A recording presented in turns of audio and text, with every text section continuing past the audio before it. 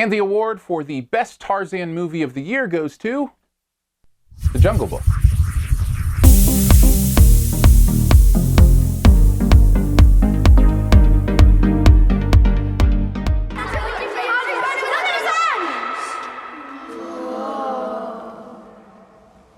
I grew up running on all fours. It changed the bone structure.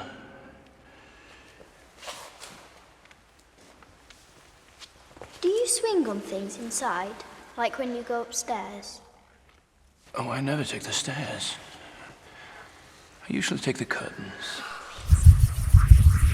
The Legend of Tarzan follows our favorite aped crusader as he goes back to where he was from, an adventure that is beyond what we've known about him before.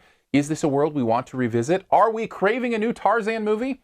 Here's 5 things you might want to know before you see The Legend of Tarzan. Number 1, let's start with this. We'll throw this out as a caution. If you were expecting kind of a Tarzan origin story again, this is not that. Now that is here, interestingly enough, and it is told kind of in backstory as little pieces, you know, the me Tarzan, you Jane stuff, the being abandoned with the apes, all the stuff we kind of already know is intercut with a new story of Tarzan. So if that's something you're looking forward to, I think it might be a little less for you. And if you're just looking for the new stuff, I think it might be a little distracting for you. So just be aware it's in there, but it's intercut. Personally, I didn't like it. And I think that's one of the reasons I had overall a difficult time with this film, especially the first half of this movie. It's almost like a tale of two halves. The first half is so boring, takes forever to get anywhere. There's no life to it.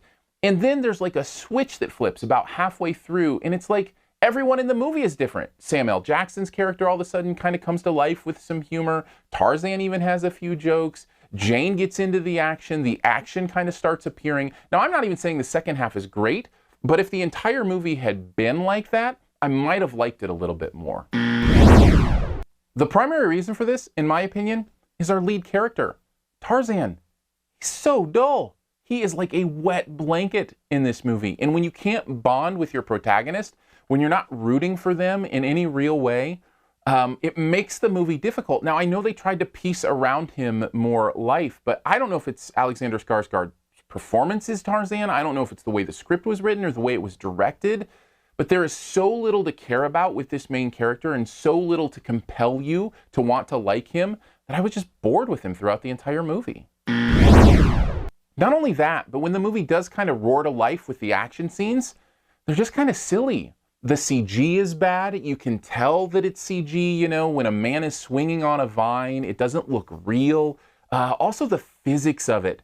There are so many times you have to suspend your disbelief in almost a Fast and Furious film kind of way, where it's so ridiculous what they're doing, so over the top, it could never actually happen. The physics of the real world don't work that way. And it's really frustrating because we've seen the human swinging from the trees physics in CG look okay even recently with Jungle Book. It can be done, but this movie did not do it, and I think it took me out of the film over and over again when the action kicked in. And you know what the biggest bummer is? And I'll finish with this because it's my lone positive thing. There was a real potential here for an interesting movie. I really like the detail work in this movie, the way it expands the idea of who Tarzan is. I would have rather they completely focused on that, made it more real to life, given the main character some more life, and given us that world, because some of the detail stuff here I found really interesting and wanted to know more about, but it just wasn't enough to get me past all the other things to really have a good time.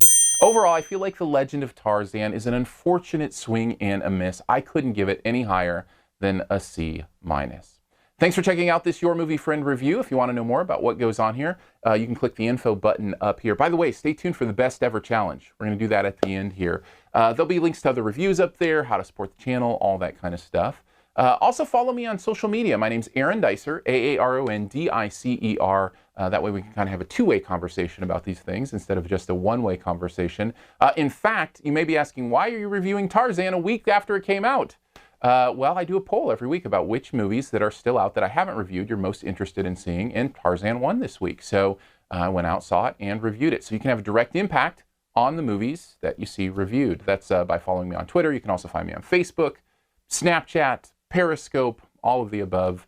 we'll hang out there. Also, if you do podcasts, subscribe to SiftPop, SiftPop, SiftPop. We do a weekly pop culture podcast that is a lot of fun. All right, on to the Best Ever Challenge, where you name the best movie ever in a particular category. Also try to identify my choice. What is the best gorilla film ever? For mine, I'll give you a clue. Probably the movie that invented the damsel in distress. I would say that's a pretty safe bet. Take a guess at mine in the comments. Leave your choice there as well. And as always, the first person to get it right does get a point. Here's 5 extra seconds so you can hit subscribe in case you never want to miss another review. Just hit the logo right down in this corner.